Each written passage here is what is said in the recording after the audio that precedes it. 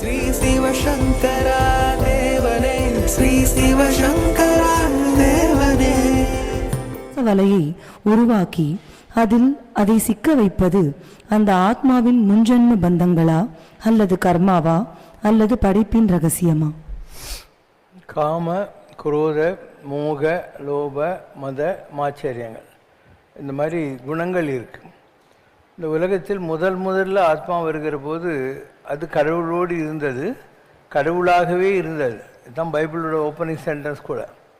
So நம்ம எல்லாருமே எப்படி ஒரு சமுத்திரத்தினுடைய அலைகளோ அந்த மாதிரி பரமாத்மா என்ற சாகரத்தின் சமுத்திரத்தினுடைய ஒவ்வொரு அலைகளாக இந்த உலகத்தில் இருந்தோம். அப்போ கடவுளுடைய எல்லா கல்யாண குணங்களும், அன்பு, வெறுப்பு இல்லாமல் இருக்கிறது, கோபம் இல்லாமல் இருக்கிறது, பொறுமை, அறிவாற்றல், உழைப்பு, ஆரோக்கியம் எல்லாமும் நம்மக்கிட்டே இருந்தது. So we are the waves are same like the ocean. அப்போ பரமாத்மா சாகரத்தில் நாமும் அதே மாதிரி தான் இந்த உலகத்தில் வருகிறோம். இப்படி ஆகாசத்திலேருந்து ஒரு மழை பெய்கிற போது அது பெய்கிற போது பியூர் தான், ஆனால் அது கடந்து வருகிற போது இந்த உலகத்தில் இருக்கிற இந்த கார்பன் டை ஆக்சைடு போக அதெல்லாம் அந்த ஆகாசத்துலேருந்து விண்ணிலிருந்து இறங்குகின்ற மழை தண்ணீரை பொல்யூட் பண்ணுது. அதுக்கப்புறம் அது சம்டைம்ஸ் சாக்கடையில் விழலாம், வயலில் விழலாம், ஆற்றுல விழலாம், கடலில் விழலாம், இதில் கலர் நிலத்தில் விழலாம். எங்கே விழுதுன்றது நம்ம நிர்ணயம் பண்ண முடியாது. ஆகாசத்துலேருந்து வர்றது கரெக்டு, ஆனால் எங்கே விழுதுங்கிறத வச்சுக்கிட்டு அது உருப்படாமல் போகிறது இருக்கும். சாக்கடையில் விழுந்தால் வேஸ்ட் ஆகிடுச்சு, அண்டு வயலில் விழுந்தால் பயிருக்கு யூஸ் ஆகுது, ஆற்றுல விழுந்தால் ரீசைக்கிள் ஆகுது. அந்த மாதிரி நாம் எல்லோரும் கூட ஒன்றாக புறப்பட்டோம். And as we reach the earth we got polluted. நம்ம எந்த குடும்பத்தில் பிறக்கிறோங்கிறத வச்சு நம்முடைய அதுதான் சர்ஃபேஸ்ன்னு சொல்கிறது, அதுக்கேற்ற மாதிரி நம்முடைய கர்மாக்கள் மாறுகின்றன. இது ஒன்று. ரெண்டாவது, இப்போ இந்த உலகத்தில் நாம் ஒவ்வொரு பிறவியிலையும் தெரிஞ்சோ தெரியாமலோ ஆசைகளை வளர்த்துக்கிறோம். அந்த ஆசைகள் தான் துன்பத்துக்கு காரணம்னு புத்தர் சொன்ன மாதிரி நிறைவேற ஆசைகளும் உண்டு, நிறைவேறாத ஆசைகள் உண்டு. இந்த நிறைவேறாத ஆசைகளை நிறைவேற்றி கொள்வதற்காக இந்த பிறவி பத்தாதுன்னு சொன்னால் இன்னொரு பிறவியை நம்ம வர வேண்டியிருக்கு. உங்கள்கிட்ட துட்டு இருந்தால் நீ போய் 5 லட்ச ரூபா கொடுத்து ஒரு காரை டெலிவரி எடுத்துடலாம். துட்டு இல்லைன்னா அதே காரை நீ ஒரு 3 வருஷம் 5 வருஷம் ஹையர் பர்ச்சேஸ் இன்ஸ்டால்மெண்ட் போட்டு இன்ட்ரெஸ்டோட மாதம் எடுப்பேன். அந்த மாதிரி கர்மாவை ஒரே பிறவியில் கழிக்க முடிஞ்சவங்க டைரக்ட் கார் வாங்குறவங்க, பல பிறவிகளில் வட்டியோடு சேர்த்து கழிக்கிறவங்க இருக்காங்க இல்லையா, அது அவங்களுக்கு மறுபிறவிகள் வந்தே ஆகும். ஏன்னா you agreed for that repayment system of karmas. அதனால் எதுவுமே நீங்கள் கண்டுக்கவே தேவையில்லை, எல்லாம் சரியாக தான் இருக்குது. பகவத்கீதை என்ன சொல்லுது? எது நடந்ததோ அது நன்றாகவே நடந்தது, எது நடந்து கொண்டிருக்கிறதோ அது நன்றாகவே நடந்து கொண்டிருக்கிறது, இனி எது நடக்குமோ அது நன்றாகவே நடக்கும். அதனால் நம்ம எல்லாருமே விட்னஸஸே தவிர பெர்ஃபார்மன்ஸ் இல்லை. இதையெல்லாம் நம்மளால் மாற்றிக்கவே முடியாது. உனக்கு நாகதோஷம் இருந்தால் நீ பிறக்கிற குடும்பம் கூட நாகதோஷம் இருக்கிற குடும்பமாக இருக்கும். ஏன்னா 7 பிறவிக்கு அந்த நாகதோஷம் தொடரும். நீ பிறக்கிறது கூட அந்த மாதிரி ஒரு குடும்பத்தில் தான் போய் பிறப்ப. இப்படி பல காரணங்கள் இருக்குது. இப்போது வள்ளலார் ஒரு லிஸ்டே கொடுக்குறாரு, நான் 100 தடவை சொல்லிட்டேன். மாதர் தம்மை நோகடித்தேனோன்ட்டு. ஒரு நம்ம மனைவியோ அம்மாவோ யாருடைய மனசையாவது நம்ம நோகடிச்சிருப்போம் ஒரு பிறவியில், அது ஒரு பாவம். கிளை வலிதனில் முள்ளிட்டேனுங்கிறார். நம்ம முள்ளு போட்டால் அது யார் காலையாவது குத்துச்சா அப்படிங்கிற மாதிரி. இப்படி 1000 தவறுகள் தெரிஞ்சோ தெரியாமலும் இந்த உலகத்தில் நம்ம செஞ்சுக்கிட்டே இருக்கோம். அது உனக்கு புரியாமல் போகலாம், ஆனால் அதெல்லாம் தவறு தான். எவ்வளவோ பேர் நீ பார்த்தீங்கன்னா ஒரு கரப்பாம்பூச்சி இல்லை வண்டு, பொன் வண்டுன்னுவாங்க, அதை பிடிச்சி முள் குத்துவாங்க, அதை ஒரு வத்தி பொட்டிக்குள்ளே போட்டு அடைச்சி வைப்பாங்க இல்லையா, இதெல்லாம் செய்கிறாங்களா இல்லையா? ஸோ மண்டூக முனிவர் ஒருத்தர் கழுவில் ஏற்றுறாங்க. நான் ஒரு பாவம் பண்ணலையே, எது கழுவில் ஏற்றுறீங்கன்னு கேட்டால் அவர் சொல்கிறார், இதுக்கு முன்னால் நீ ஒரு பொன் வண்டு இப்படிலாம் பண்ண, அதனால் உனக்கு இது தண்டனை அப்படிங்கிற மாதிரி. அதனால் நமக்கு புரியல. நம்ம செல்லான் என்ற தாவர சங்கமத்து என்னெல்லாம் தப்பு பண்ணோங்கிறது நமக்கு தெரியல. ஸோ பொய்யாயின எல்லாம் பொய்யகலை வந்தருளி மெய்ஞானம் தன்னை மிளிர்விக்கும் மெய்யறிவேங்கிற மாதிரி நாம் படுகிற கஷ்ட நஷ்டங்கள் மூலமாக நாம் திருந்துவோம். ஒரு அழுக்கு துணி இருக்குன்னா அதை துவைச்சா தானே அழுக்கு போகும். அந்த மாதிரி நம்மக்கிட்ட இருக்கிற அழுக்குகளை தான் தேவாரத்தில் வருது. அழுக்கு மெய்கோடு திருவடி அடைந்தேன். இந்த அழுக்கான பாவப்பட்ட உடம்பை எடுத்துக்கிட்டு உன் பாதத்தில் வந்து சேர்ந்திருக்கேன். பிழைப்பனாயினும் திருவடி பிழையன். நான் எந்த தப்பு வேணா பண்ணுவோம்பா, ஆனால் உன் பாதத்தை மாத்திரம் விட மாட்டேன். பற்றி நின்ற பாவங்கள் பாற்ற வேண்டில் அரகரா என்றே ஆரூரா என்றே அறற்றான் இல்லை. ஸோ எவ்வளோ பாவம் இருக்குது, அதெல்லாம் தாண்டணும்னு சொன்னான். ஆரூரா ஹரோகரா முருகா அப்படின்னு சொல்லிட்டு நீ தேடிக்கிட்டே இருக்க வேண்டியது தான் வாழ்நாள் போகிறான். இது உங்கள்கிட்ட இன்வென்ட்ரி கிடையாது. உனக்கு என்ன கடன் இருக்குது கர்மா இருக்குதுன்னு தெரிஞ்சால் தானே நீ தீர்ந்துச்சா இல்லையான்னு பார்த்துக்கிறது. அந்த மாதிரி உன் வாழ்க்கையில் எப்போல்லாம் கொஞ்சம் சந்தோஷம் வந்துச்சோ அப்போ கர்மா கழிஞ்சிச்சின்னு வச்சுக்கோ. எப்போல்லாம் ரொம்ப கஷ்டப்பட்டுனேக்கிறியோ அப்போ கர்மா இன்னும் பாக்கி இருக்குதுன்னு தெரிஞ்சுக்கோ. இதுக்கு வேறு தெர்மோமீட்டர்லாம் வச்சு டெஸ்ட் பண்ண முடியாது, இருக்குதா இல்லையா அதெல்லாம் சொல்லவே முடியாது. So every thing is right in is own place. எதுவுமே ராங் கிடையாது. கடவுளுடைய திட்டத்தில் எதுவும் ராங்காக போகிறதே கிடையாது. He who last best. எல்லாம் தெரிஞ்சுக்கிட்டு லாஸ்ட்டில் உனக்கு ஒரு சிரிப்பு வரும். அந்த சிரிப்பு வருகிற போது தான் இவ்வளோ நாள் நீ பட்ட கஷ்டங்களுக்கெல்லாம் எதன காரணம், கடவுள் உன்னை எந்த அளவுக்கு நல்லது பண்ணி உன்னை உட்பட வச்சிருக்காருங்கிறது உனக்கு புரியும். அதாவது அந்த லாஃபிங் ஸ்டேஜ் வர்ற வரைக்கும் உனக்கு கடவுளை புரிஞ்சிக்க முடியாது.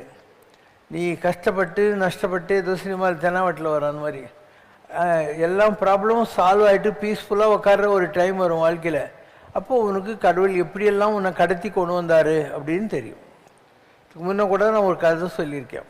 ஒரு ஆள் எப்போ பாரு கடவுள்கிட்ட என்ன நீ கவனிக்க மாட்டேன்ற. கடவுள் வந்து இன்னிலிருந்து நம்ம 2 பேரும் ஒன்றா நடக்க போகிறோம், நீ இறந்து என்கிட்ட வர்றபோது நம்ம 2 பேருடைய வாழ்க்கை பாதையை நான் காட்டுறேன் அப்படின்னு சொல்லிட்டு நான் கூட நடந்து வந்தது அப்போது உனக்கு புரியும் அப்படின்னுவார். இவன் இறந்துட்டு மேலே போகிறான். கடவுள் ஒரு சினிமா போடுறார். அதில் இப்படியே ஒரு பாதை போயிட்டே இருக்குது. அதில் சில இடங்களில் 4 கால் இருக்குது, சில இடங்களில் வெறும் 2 கால் தான் இருக்குது. சொல்கிறான் 1983 to 84 நான் வாழ்க்கையில் ரொம்ப கஷ்டப்பட்டேன், அப்போ 2 கால் தான் இருக்குது, இப்போ நீ என் கூட இல்லை. 2005 to 2006 நான் கஷ்டப்பட்டேன், 2 கால் தான் இருக்குது, என் கூட இல்லை. இப்படி லாஜிக்காக இவனுக்கு எப்போல்லாம் கஷ்டப்பட்டானோ அதெல்லாம் சொல்லி நீ என் கூட இல்லை போய் சொல்லிட்டேன் ஏமாற்றிட்டேன்னுவான். கடவுள் தலையில் ஆச்சுன்னு சொல்லுவார், அட பாவி அந்த 2 கால் எனக்கு தான்டா, நீ எப்பெல்லாம் கஷ்டப்பட்டேன்னு சொல்கிறியோ அப்போல்லாம் நான் இன்னும் என் தோளில் சுவந்தேன், அதனால் எங்கால் தான் இருக்குது உங்கால் இல்லை அப்படின்னு புரிய வைப்பார். அதனால் நமக்கு புரியல. வருத்தப்பட்டு பாரம் சுமக்கிறவர்களே என்ன தான், நம்மளால் சுமக்க முடியாத போதெல்லாம் அதை சுமக்கிறவனே கடவுள் தான். நாம் ஏதோ பெருசாக கீழ்ச்ச மாதிரி நம்ம எந்த நல்லதெல்லாம் நடக்குதோ அதெல்லாம் நம்முடைய அறிவு உழைப்பு படிப்பு அப்படின்னு நினச்சிக்கிறோம். எதுவும் விளங்கலைன்னா ஊருக்கு அழைச்சவன் பிள்ளையார் கோயிலாண்டி இல்லை பிள்ளையாரே தான். அப்போ அவங்கள தப்பு சொல்லினே உட்காந்துருப்போம். நான் தேங்காய் உடைச்சேன் கூழ் வாத்தேன் எனக்கு எதுக்கு இந்த கஷ்டம் அப்படின்னு சொல்லி நம்ம நொந்துன்னு இருப்போம். அதனால் எதுவுமே ராங் கிடையாது, நமக்கு புரியல அவ்வளோதான். So be cool. எது நடக்குதோ எல்லாத்தையும் வேடிக்கை பார்த்துக்கிட்டே வா. யூ லாஸ்ட்ன்ற மாதிரி உனக்கு கடைசியில் நீ சாகறதுக்கு முன்னாடி ஒரு சினிமா காட்டுவாங்க, எல்லாருக்கும் காட்டுவாங்க. அதுக்கு பேர் தான் சித்ரா குப்தம். சித்திரம் அப்படின்னா ஓவியம், குப்தம்னா ரகசியம். இப்போ சித்ரா குப்தம்ன்றது ஒரு ஆள் கிடையாது, ஒரு ரகசியமான ஓவியம். இப்போ நீ சாகறதுக்கு முன்னால் உன் கண்ணெதிரில் ஒரு சினிமா காட்டுவாங்க. அப்போ நீ இந்த உலகத்தில் பட்ட கஷ்டத்துக்கெல்லாம் என்ன காரணம், நீ அனுபவித்த சுகத்துக்கெல்லாம் என்ன புண்ணியம் பண்ணியிருந்த எல்லாம் உனக்கு சொல்லிவிட்டு அடுத்தது உனக்கு என்ன ப்ரோக்ராம் அப்படின்னு சொல்லி இப்போ பித்ருலகத்துக்கு போக போகிறேன், அங்கே போக போகிறேன், இங்கே போகிறேன்னு உனக்கு கைட்லைன்ஸ் எல்லாம் கொடுப்பாங்க. அதுதான் சித்ரா குப்தம். ஸோ உலகத்தில் எல்லாருக்குமே அவங்களுடைய நல்லது கெட்டது சாகிற போது கட்டாயம் தெரியும். அதனால தான் சாகரவன் மூஞ்ச பற்றியெல்லாம் ரொம்ப சந்தோஷமாக இருக்கும். ஏன்னா God has answered all his questions. அவனுடைய எல்லா ப்ராப்ளத்தையும் கடவுள் நிம்மதியாக புரிய வச்சுட்டார் அவனுக்கு. அதனால் போகிற போது சந்தோஷமாக தான் போவான். இந்த உலகத்துக்கு வரான் இல்லை, அப்போ எந்த குழந்தையாவது சிரிச்சுக்கிட்டு வந்து பார்த்துக்கிறேன், நீ எல்லாம் அழுதுக்குன்னு தான் கயாமையான்னு வரும். ஏன்னா கடவுளை விட்டு பிரியிறமேன்னு சொல்லி அதுக்கு வருத்தம். அதனால் எல்லா கொலைகளும் அழுதுகிட்டு வருது. அப்போ அழுது கொண்டு வந்த ஒரு ஆத்மா சிரித்து கொண்டு போகிறது. எல்லா ஆத்மாவும் இந்த குழந்தை பிறந்த உடனே எனக்கு பேரம் பிறந்தான், புள்ள பிறந்துச்சு, பொண்ணு பிறந்துச்சுன்னு எல்லாரும் சாக்லேட் கொடுத்துக்கிட்டு ரொம்ப சந்தோஷப்படுறாங்க. அப்போ ஒரு ஆத்மா அழுது கொண்டு வருகிறது, அது தெரியாமல் குட்டி சுற்றி நிற்கின்ற இந்த சொந்தமும் பந்தமும் சிரிச்சுக்கிட்டு சாக்லேட் கொடுத்துன்னு உட்காந்துது. அந்த ஆத்மா இன்னும் போறண்டா இந்த உலகம்னு சொல்லிட்டு போகுது சிரிச்சுக்கிட்டு. அப்போ சுற்றமெல்லாம் அழுதுகிட்டு உக்காந்துக்கிட்டு இருக்குது. போயிட்டாங்கன்னு சொல்லி எல்லாம் அழுதுகிட்டு உட்காந்து. இப்போ விட்டு விட போகுது உயிர், உயிர் எப்பயும் இப்போ தான் போகுது அப்படிங்கிற மாதிரி எல்லாம் கடவுளுடைய திட்டத்தில் ரொம்ப அழகாக இருக்குது. நம்ம இன்னும் ஞானிகள் ஆகலை. நீங்கள் ஞானிகள் ஆகிட்டீங்கன்னா எதுவுமே உங்களை பாதிக்கவே பாதிக்காது. காமாக இருப்பீங்க. இடி இடிச்சதுன்னா கூட அப்படியே தான் உட்காந்து இருப்பீங்க. எதை பற்றியும் கண்டுக்க மாட்டீங்க. நீங்கள் ஞானிகள் ஆகாத வரைக்கும் ஒரு சின்ன விஷயத்துக்கும் எனக்கு எப்படி, எனக்கு ஏன் இப்படியே அப்படின்னு நீ கேள்வி கேட்டுனே தான் உட்காந்துன்னே இருப்பேன். உன் கேள்விக்கான விடைகள் கடைசியில் தெரியும். அதுக்கு முன்னால் உனக்கு புரிய போகிறதில்லை. என்ன தான் எத்தனை சாமியார், எத்தனை பைபிள், எத்தனை குரான், எத்தனை பகவத்கீதை வந்தாலும் உனக்கு புரிய போகிறதில்லை. நரகம் என்று எதுவும் தனித்தனியே கிடையாது. அவை மனிதனின் ஸ்டேட் ஆஃப் மைண்ட் தானே தவிர வேறு எதுவும் இல்லை என்று தாங்கள் கூறுகிறீர்கள். ஆனால் அமராபுரி என்று அழைக்கப்படும் அமராவதிதான் சொர்க்கத்தின் தலைநகரம். அது தேவர்களின் தலைவன் தேவேந்திரன் வாழும் நகரம். அங்குதான் கற்பக விருட்சம், சிந்தாமணி போன்ற தெய்வாம்சம் பொருந்திய மரமும் ரத்னமும் இருக்கின்றன. அதை வடிவமைத்தவன் தேவலோக சிற்பி விஸ்வகர்மா என்றெல்லாம் நமது புராணங்கள் கூறுகின்றன. மேலும் இந்த புராண செய்தியின் அடிப்படையில்தான் ஆந்திர பிரதேசத்தின் தலைநகரமான அமராவதி கூட பெயரிடப்பட்டது என்றும் கூறப்படுகிறது. இல்லாத சொர்க்கம் என்னும் உலகத்திற்கு அமராவதிதான் தலைநகரம் என்று அதன் சிறப்புகளை குறித்து நமது புராணங்கள் ஏன் இவ்வளவு புகழ் பாட வேண்டும்? 14 உலகங்கள்னு அதே புராணங்கள் சொல்லுது. அப்போது நீ தேவர்கள் உலகத்தை பற்றி, அமராவதி பற்றி, அதை பற்றி எல்லாம் சொல்லிக்கிட்டு இருக்கீங்க. நாம் இருக்கிற உலகத்துக்கு என்ன பேர்? பூலோகம்னு பேர். ஸோ இந்த பூலோகத்தை பொறுத்த மாத்திரம் நம்முடைய விதியை நாம் தான் எழுதுகிறோம். நம்முடைய தலையெழுத்தை தீதும் நன்றும் பிறர் தர வாராங்கிற மாதிரி, நீ விதை போட்டால் என்ன முளைக்கும், அந்த மாதிரி நல்வினை தீவினைன்னு 2 இருக்குது. நல்லது செஞ்சால் உனக்கு குட் பிகர்ஸ் குட்டு, கெட்டது செஞ்சானாக்கா you will have to reap the consequences. ஒரு ஆள் எப்போ பாருன்னு வந்துக்கிட்டே இருந்தான். அவங்ககிட்ட ஒரு ட்ரெயின் நின்றுச்சு அவனுடைய ஆள் மனதில். இதில் ஏறிக்கோ அப்படின்னாங்க. இவன் ஏறிக்கினான். இந்த ட்ரெயின் எங்கே போகுதுன்னு, சொர்க்கத்துக்கு அப்படின்னு. அங்கே போய் பார்த்தாக்கா சொர்க்கம் நல்லாவே இல்லை. அங்கே இவன் நினச்சி பார்த்தா புத்தர், இயேசு, ஜொராஸ்ட்ரியர் யாருமே இல்லை. இவன் திருப்பியும் ட்ரெயினில் ஏறி உட்காந்துணும். அது ஆப்போசிட் டைரெக்ஷனில் போச்சு. இப்போ எங்கே போகுதுன்னா நரகத்துக்கு அப்படின்னாங்க. அங்கே போய் பார்த்தான். அங்கே பார்த்தா இயேசு, புத்தர் எல்லாம் உட்காந்துருக்காங்க. அந்த இடம் நல்லாவே இருக்குது. இவன் கேட்குறான், என்னங்க நான் சொர்க்கம்னா ஒரு மாதிரி நினச்சேன், அது அந்த மாதிரி இல்லை. நரகம்னா இன்னொரு மாதிரி நினச்சேன், அது அந்த மாதிரி இல்லை. எல்லாமே நான் நினச்சதுக்கு மாறாக இருக்கே அப்படின்னு சொல்லி கேட்குறான். அப்போ அவங்க சொல்கிறாங்க, உண்மையில் சொர்க்கமும் இல்லை, நரகமும் இல்லை. ஒரு இயேசு, புத்தர், ஜொராஸ்ட்ரியர் இந்த மாதிரி பெரிய பெரிய ஆட்கள் எங்கெல்லாம் இருக்காங்களோ அவங்க அந்த இடத்த சொர்க்கமாக மாற்றிடுறாங்க. கடவுள் உங்களுக்கும் அந்த ஆப்ஷனை கொடுக்குறான். நீங்கள் வீட்டில் அடிச்சின்னு பிடிச்சின்னுட்டு இருக்கிற ஒரு 700 ஸ்கொயர் ஃபீட் வீட்டுக்குள்ளே எப்போ பாரு ஒரே நரகமாக வாழ்ந்துக்கிட்டு இருக்கீங்க. நீங்கள் தான் உங்கள் வீட்டை நரகமாக மாற்றினீங்க. கடவுளுக்கு இதுக்கு என்ன சம்மந்தம்? கடவுள் அன்பாக இருந்தார், வெறுப்பு விட்டுருந்தார், எல்லாரையும் லவ் பண்ணிருந்தார், போதுமென்ற மனமே பொன் செய்யும் மருந்து, இருக்கிறத வச்சுட்டு குப்பை கொட்டுன்னு சொன்னார். இது எல்லாத்தையுமே நீ பண்ணுறதே கிடையாது. ஒரே நரக மாட்டேங்குதுங்க அப்படின்னு சொல்லி உட்காந்து இருக்கேன். So the option to create a heaven or hell or in your deeds and mind. உன்னுடைய சொல், செயல், சிந்தனையில தான் சொர்க்கமும் நரமும் உருவாகிறது. சமரசனால் ஒரு பாட்டு இருக்கும். ஒரு சொர்க்கம் படைத்தான் செக்கர் நிறத்தான் திருச்செந்தில் புறத்தான் புது சொர்க்கம் படைத்தான் அதிலே சொக்கிட வைத்தான். இப்போ ஒரு சொர்க்கம் படைத்தான் அதிலே சொக்கிட வைத்தான் அப்படின்னு சமரசனால பாட்டு இருக்கு. அப்போ நீ பார்த்துன்னு இருக்கிறதெல்லாம் அதுதானே.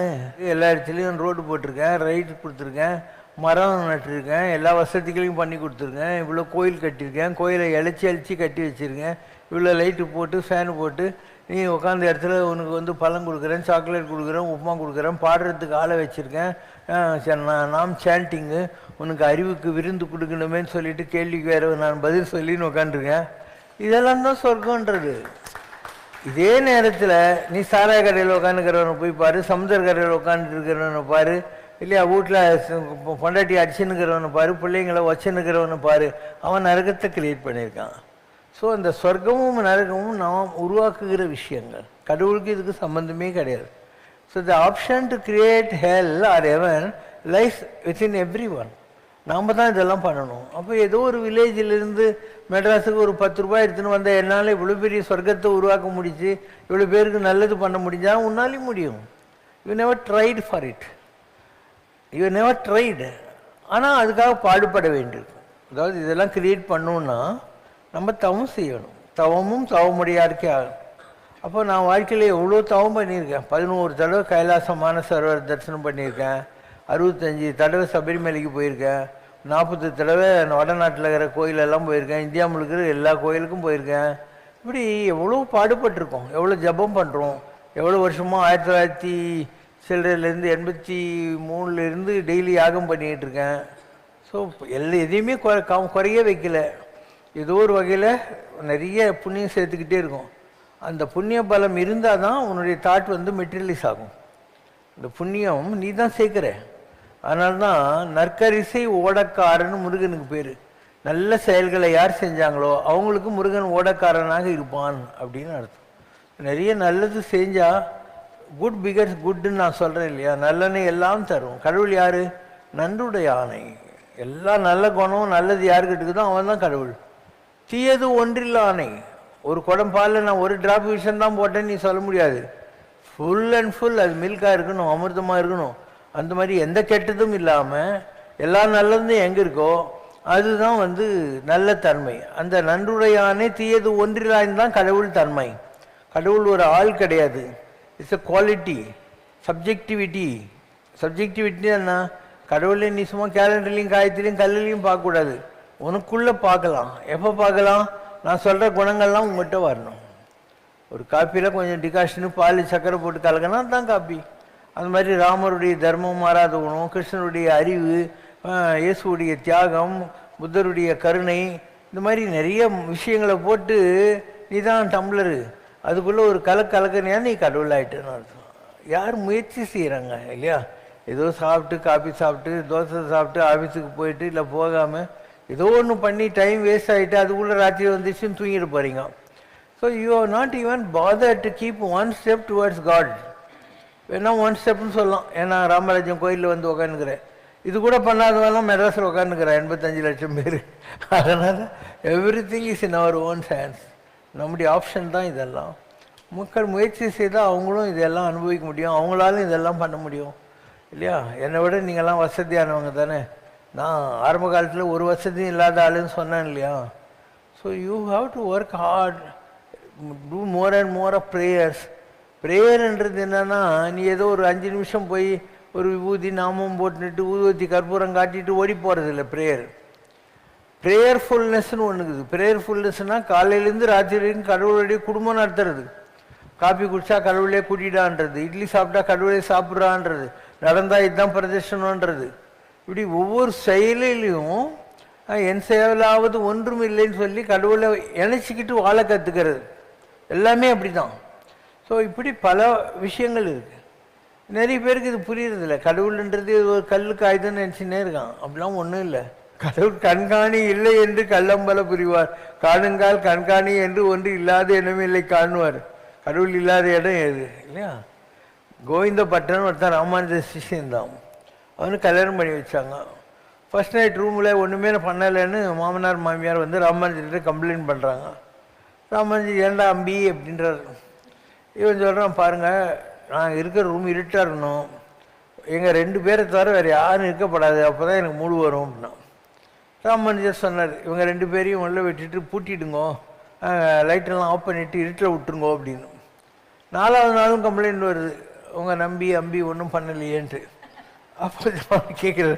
அவன் சொல்கிறான், என்னங்க பெருமாள் ஜெகஜோதியாக கட்டில் மேலே உட்காந்துருக்கார், நான் என்ன சொன்னேன் 3வது அழுக்கப்படாது, 3வது ஆள் உட்காந்துருக்காரா, இருட்டாக இருக்கணும்னு சொன்னேன்னா அவர் தான் ஜோதியாக உட்காந்துருக்காரு, ஆனால் நீங்கள் என் கண்டிஷனை ஃபுல்ஃபில் பண்ணலை அப்படின்னாரா. அந்த மாதிரி நம்ம மனசில் கடவுள் என்பது இருக்கிறதும் இல்லாமல் போனதும் ரொம்ப அதில். ஆமேன்றுரைக்கில் ஆமேயாம், அலதின்றுரைக்கில் அலதேயாம். ஆமான்னா கடவுள் ஆமா, இல்லைன்னு சொன்னால் கடவுள் இல்லை. அதனால் கம்பரே சொல்கிறார், ஒன்றே எண்ணில் ஒன்றேயாம், பலவேன்றுரைக்கில் பலவேயாம். கடவுள் ஒன்றுன்னா ஒன்று தான், நிறைய இருக்குது அப்படின்னா நிறைய இருக்குது, என்ன பாபா ஒன்றுமே புரியலன்றியா? இப்போ மைக் இருக்குது, ஃபேன் இருக்குது, லைட் இருக்குது, இதெல்லாம் வேறு வேறு தானே. ஆனால் இதுக்கு பின்னால் இருக்கிறது ஒரே கரண்ட்டு தானே. அப்போ இது வந்து ஒன்றுன்னு நினச்சா கரண்ட்டுன்னு அர்த்தம், பழசுன்னு நினச்சா tube light, fan, AC, fridge அப்படின்னு அர்த்தம், மைக்கு அப்படின்னு அர்த்தம். இப்போ அவன் உண்டு எண்ணம். அதனால் கம்பரே எவ்வளோ பெரிய ஆள், அவர் சொல்கிறாரு, நன்றே நம்பி குடி வாழ்க்கை நமக்கு இங்கே என்ன பிழைப்போம்மா. கடவுளை புரிஞ்சிக்கவே முடியாது, பேசாமல் கடவுளை கும்பிட்டு தொலைப்போம் அப்படின்னு அவர் சொல்கிறாரு. நமக்கு இங்கே என்ன பிழைப்போம்மாங்கிறார், நமக்கு புரியாது அப்படின்னு விட்டுறாரு.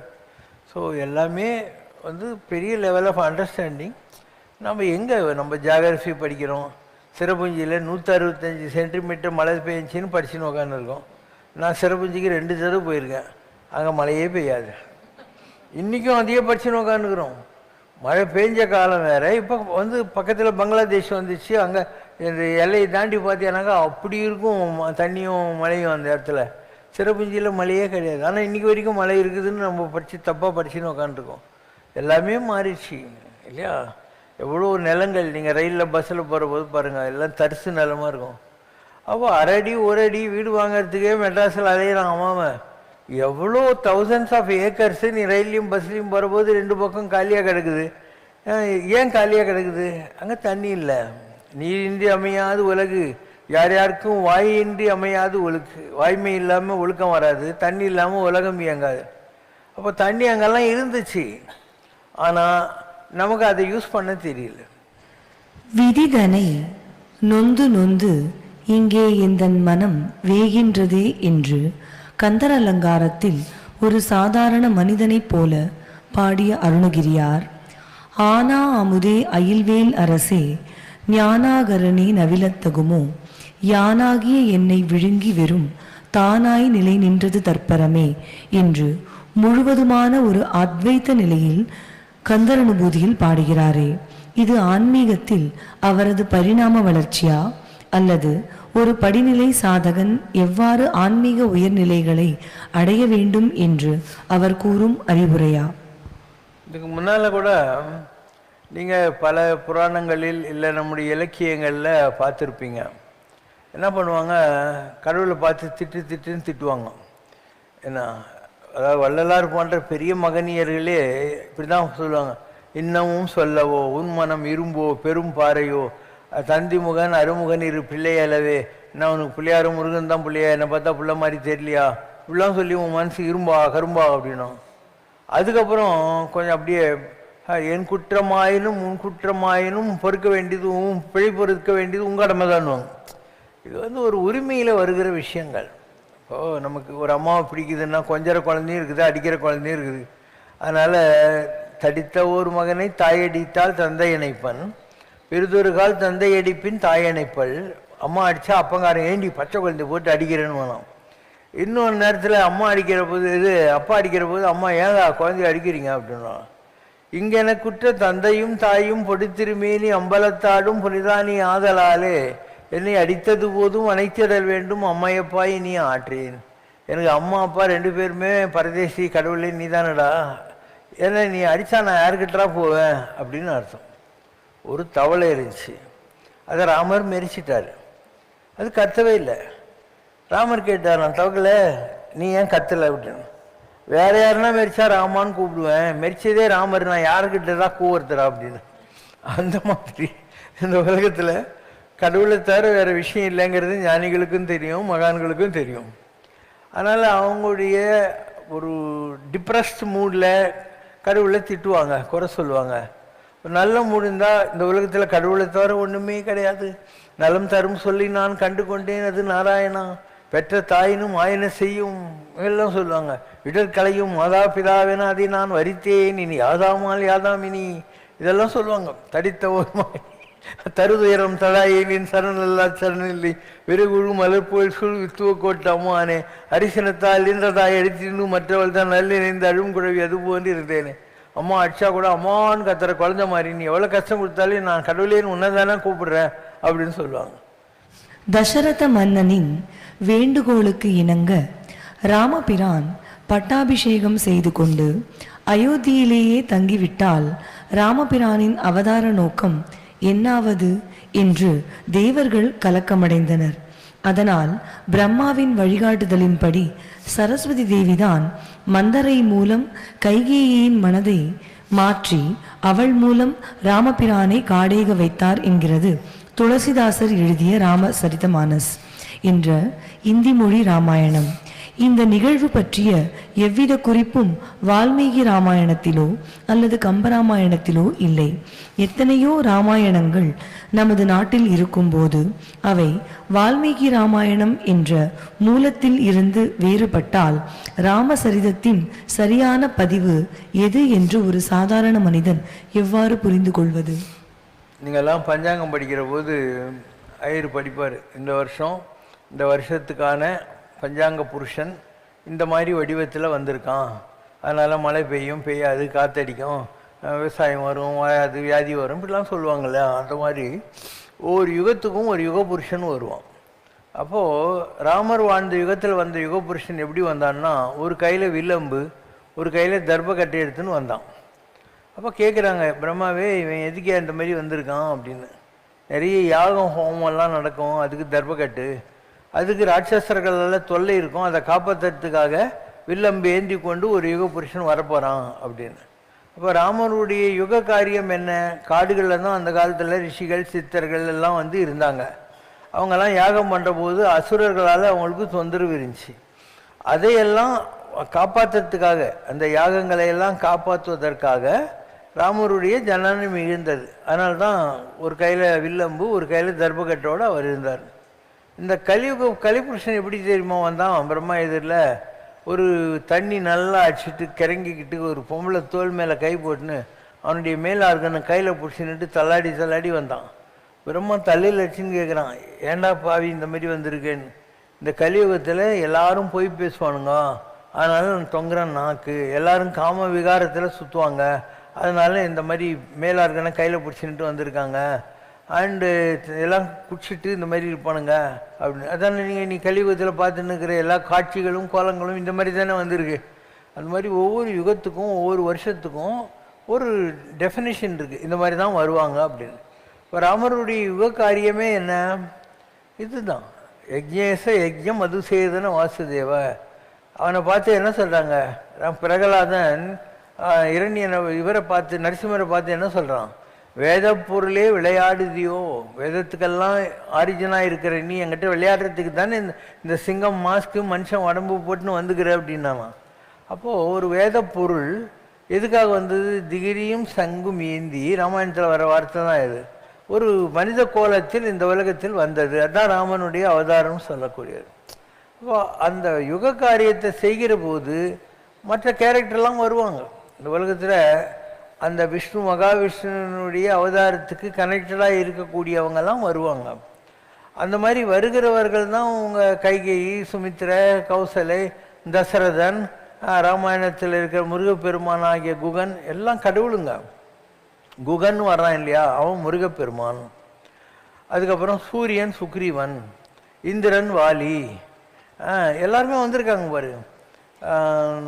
மதங்க கன்யான்னு சொல்லக்கூடிய நிலையில் இருந்த இல்லையா சபரி, அவ, இப்படி எல்லாருமே வராங்களா உலகத்தில். ஸோ ராவணன் யார்? மகாவிஷ்ணுக்கிட்ட கூர்க்கா, கேட்டு கீப்பர். ரிஷிகள் சாபம் கொடுத்துட்டாங்க. மகாவிஷ்ணுக்கிட்ட கேட்குறாங்க, ஐயோ நாங்கள் நல்லது தானே பண்ணணும் சொல்கிறாரு. என்னை திட்டி 3 ஜென்மத்தில் வர்றீங்களா, புகழ்ந்து 100 ஜென்மத்தில் வர்றீங்களான்னு, சீக்கிரம் வரணும்னு. அப்போ என்னை திட்டுங்கன்னாரு. அப்போது கும்பகர்ணன், ராவணேஸ்வரன், இரண்யாட்சன், இரண்யகசிபு, சிசுபாலன், தந்தவக்கரன், இந்த மாதிரி 3 அவதாரத்தில் 3 பேர் வந்தானுங்க. அவங்க கூர்க்காங்க.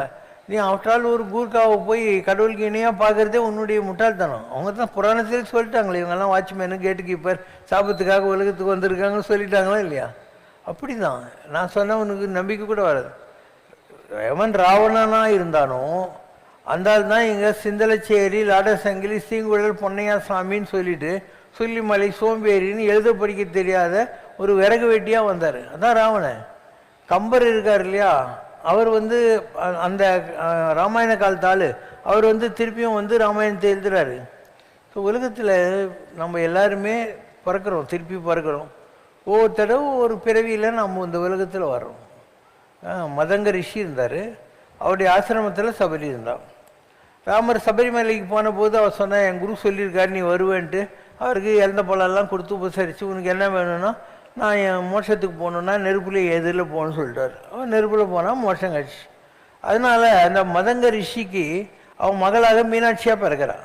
அப்போ சபரியாக இருந்தவள் மீனாட்சியாக பிறக்கிறான். அதே மீனாட்சியாகவும் சபரியாகவும் ஔவையாராகவும் இருந்தவ இந்த பிரிவில் கிருஷ்ணவேணி அம்மாவும் பிறக்கிறான். ஸோ கிருஷ்ணவேணி, அப்போ ஓரளவுக்கு கிருஷ்ண பாவம், வேணின்னா சரஸ்வதி பாவம், இது ரெண்டும் சேர்ந்து கடலூர் பக்கத்தில் ஒரு கவர்மெண்ட் பிடபிள்யூடி டிராஃப்ட்ஸ்மேனாக இருந்த ஒரு ஆளை கல்யாணம் கட்டின்னு 3 குழந்தை பெற்று போட்டு இருந்த பொம்பளை. ஆனால் அவளுக்கு அந்த ஆத்மா. அதனால் யாருக்கு எந்த ஆத்மாலாம் வரும்னு சொல்ல முடியாது. இந்த பிறவியில் நீ என்ன சம்பளம் வாங்குற, என்ன இதில் பிறந்துக்கிறதெல்லாம் பார்க்காத. பிறக்கணும்னு வந்துட்டாக்க பிறப்ப. உனக்கு அந்த ஞானம் எப்போ கிடைக்கணும்னு இருக்குதோ அப்போ அந்த ஞானம் கிடைச்சிரும். அதுக்கப்புறம் அது வேலை செய்ய ஆரம்பிக்கும். இந்த spirit takes over at a given point. அதனால் நீ அந்த அம்மா கடலூரில் தான் இருந்துச்சு அப்படின்னு நினைக்க தேவையில்லை. அது ஒரு காலம். அந்த ஆளுக்கும் யார் ஹஸ்பண்டாக வந்தானோ அவனுக்கும் அந்த குழந்தைங்களுக்கும் இந்த அம்மாவுக்கும் ஆத்ம சம்பந்தம் இருக்கும். அந்த கடன் கழியணும். அதனால் நடக்குது. நாங்கிறேன், நான் எல்லாத்தையும் விட்டு போனவன் தானே. மகேந்திரகிரி எங்கே இருக்குது, நபிமலை எங்கே இருக்குதுன்னு எல்லாத்தையும் விட்டு போனவன் தானே. என்னை எதுக்காக திருப்பியும் கொண்டாந்து இந்த உலகத்தில் இவ்வளோலாம் பலவிதமான இதெல்லாம் கஷ்டப்பட்டு நஷ்டப்பட்டு அதுக்கு ஒரு ஆசிரமம் கட்டி இதெல்லாம் பண்ண வைக்கிறாங்க. நான் தான் எல்லாமே வேணான்னு போனால் தான் நான் இல்லையா. அது கூட விட்டுதல். நான் கைலாசத்தில் இருக்கிற சிவபெரு மன நேரில் பார்த்தேன். அந்த ஆள் நமக்கு சொன்னார், உனக்கு எந்த கர்மாவும் இல்லை, நீ உன் கடமை செஞ்சுட்டு வந்து சேர்ந்துடலான்னாரு. அப்போ கர்மாவே இல்லாத சிவசங்கர் பாபாவுக்கு உங்களுக்கெல்லாம் இதெல்லாம் பண்ணுறேன் இல்லையா, அந்த கர்மம் வந்து சேருது. எனக்கு எந்த கர்மாவும் இல்லைன்னு சிவனே சொல்லிட்டான் பாவி. ஆனால் உங்களுக்கு ஏதோ ஒரு வகையில் நம்ம நல்ல செய்கிற போது உனக்கு 10 ரூபா கடன் இருந்தாக்கா யாராவது கொடுத்தா தானே உன் கடன் தரும். அப்போ நிறைய புண்ணியம் என்கிட்ட இருக்குது, நான் உனக்கு கொஞ்சம் கொடுத்தா தான் உன் ப்ராப்ளம் சால்வ் ஆகும். அப்போ புதுசாக வந்து சேருது. மாதிரி இந்த ஆன்மீகம் உன்னால் புரிஞ்சிக்கவே முடியாது. எதுக்களாலும் எடுத்த மொழியாலும் சோதிக்க வேண்டாம் தான். என்ன ரிசர்ச் பண்ணாலும் ஆன்மீகம் உனக்கு புரியாது. எல்லாத்தையும் விட்டு போனால் கூட திருப்பி திருப்பி இது வரும். பரிசுத்து மகாராஜா பாம்பு கட்சி சாகணும். அவன் 7 கடல் தாண்டி கண்ணாடி மாளிகையில் உட்காந்துருந்தா கூட அந்த எலுமிச்சம்பழத்திலிருந்து ஒரு இது வந்து அவனை பாம்பு மாதிரி ஏதோ ஒன்று கடிச்சு தானே அவன் செத்தான்னு உங்கள் புராணத்துலலாம் எழுதி வச்சிருக்கு. அதனால் கர்மா யாரையும் விடுறதில்லை. ஸோ ஊழ்வினை தொடர்ந்து வந்து உறுத்தும் என்பதை புரிய வைப்பதற்காக நான் சிலப்பதிகாரத்தை எழுதுகிறேன் தான் இளங்கோடிகளே சொல்கிறார். ஏன்னா இதுக்கு முன்பிறவியில் அந்த பொற்கொல்லனை இந்த நாய் கொலை பண்ணான், கோவலன். அதனால் இந்த பிறவியில் அந்த பொற்கொல்லனால இவனுக்கு மார்க்கால் வாங்கிடுறாங்க. அப்படி தான் நடந்தது. அதனால் பல விஷயங்கள் பார்த்தா சென்சிபிளாகவே இருக்காது. அவங்க கர்மாவை அவங்க அனுபவிக்கிறாங்க. இதில் where is the question of accepting them and glorifying them or criticising them and condemning them. ரெண்டுமே தப்பு தானே. Everyone undergoes their karma. அதனால் உலகம் பூராவும் மாயை தான் இருக்குது. அதில் நல்ல மாயங்குது, கெட்ட மாயங்குது. நம்ம எல்லாத்தையும் அக்செப்ட் பண்ணிட்டு இருக்கிறதுனால தான் இந்த உலகம் ஓடின்னு இருக்குது. ஓகேவா? சிந்தனை செய் மனமே, சிந்தனை செய் மனமே, ஷண்முகனை சிந்தனை செய் மனமே, சீதா தீவினை அகன்றிடுமே, சிவகாமி மகனை ஷண்முகனை சிந்தனை செய் மனமே, செய்தால் தீவினை அகன்றிடுமே, சிவகாமி மகனை ஷண்முகனை சிந்தனை செய் மனமே. செந்தமிழ் கருள் ஞான தேசிக மெய்ஞான தேசிகனை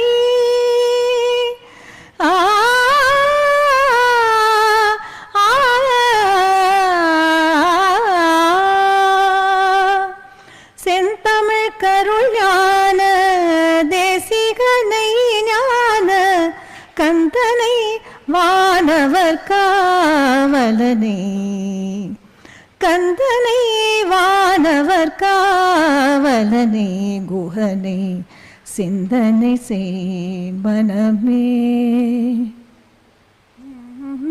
சந்ததமூவாசை சகதியில் உழன்றனை சமரச சன்மார்க நெறிதனை மறந்தனை சமரச சன்மார்க நெறிதனை மறந்தனை அந்தகன் வரும்போது அவனியில் யார் துணை அந்தகன் வரும்போது அவனியில் யார் துணை ஆதலினாலின்றே அருமறை பரவிய சரவணபவ குஹனை சிந்தனை சேமனமே செய்தால் தீவினை அகன்றிடுமே சிவகாமி மகனை ஷண்முகனை சிந்தனை செய் மனமே